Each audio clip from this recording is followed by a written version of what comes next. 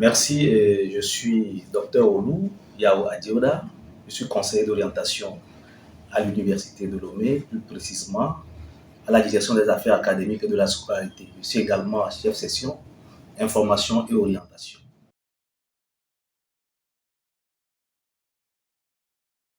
Pour un nouveau bachelier, euh, l'orientation consiste donc à se présenter à un service d'orientation, voilà, dans lequel se trouvent des conseillers d'orientation précisément, afin de pouvoir amener ce dernier, cet apprenant-là, ou bien ce bachelier, ce nouveau bachelier, donc à prendre conscience de ses aptitudes afin de pouvoir opérer un bon choix qui soit en adéquation avec sa personnalité.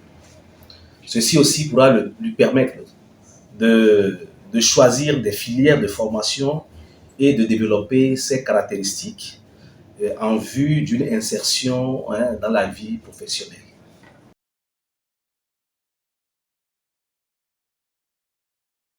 Pour la question qui peut s'orienter, je peux dire que le bachelier, parce que nous sommes dans un cadre universitaire, je peux dire que le bachelier peut s'orienter. Un étudiant également peut s'orienter. Là, on parle de la réorientation. Et pour ce qui concerne le bachelier, il doit venir dans notre service pour qu'on puisse l'aider donc à choisir un parcours. Donc, pour un étudiant, peut-être qu'il a déjà fait une formation et voudrait encore greffer d'autres formations là-dessus. On pourrait l'aider également à faire une autre orientation. Là, on parle de la réorientation. Ou carrément, un ancien étudiant pourrait faire un parcours dans les années passées, suite aux échecs, pourra décider, voilà, que comme quoi je voudrais changer de parcours. Là, on pourrait également faire une autre orientation. Là, on parle de la réorientation. C'est ce que je disais tout à l'heure.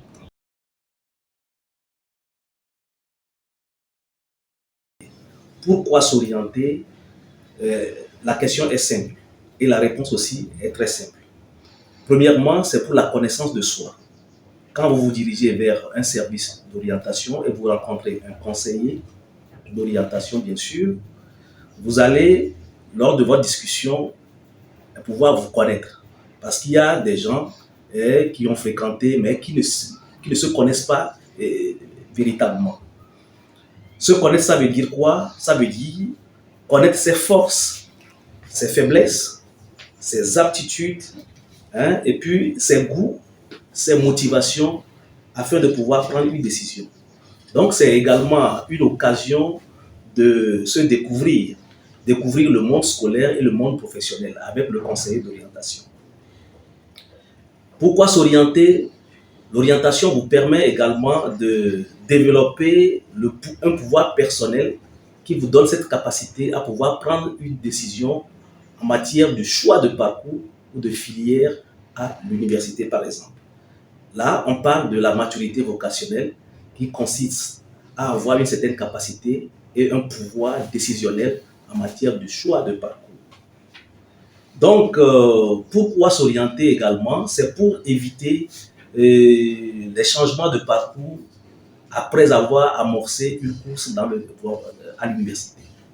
Vous avez commencé un parcours, chemin faisant, vous allez rencontrer des difficultés, ce n'est pas une bonne chose. Il ne faudrait pas perdre du temps, il faudrait que le parcours qu'on choisit soit en adéquation avec sa personnalité afin que voilà, le sujet puisse réussir effectivement dans le parcours choisi. Donc, il faudrait que le parcours soit en adéquation avec le sujet. L'orientation donc permet donc à pouvoir avoir ce pouvoir-là et prendre des décisions adéquates pour son orientation. Donc, c'est une occasion d'avoir toutes les informations sur soi afin de pouvoir se décider pour son orientation. On se base sur plusieurs paramètres, plusieurs facteurs que nous appelons les déterminants de l'orientation. Il y a plusieurs déterminants de l'orientation, plusieurs facteurs à considérer, et je ne veux pas les lister ici. Il y a les facteurs personnels, il y a les facteurs liés à la formation, le cadre de la formation, il y a des facteurs également liés à la famille, il y a beaucoup de facteurs.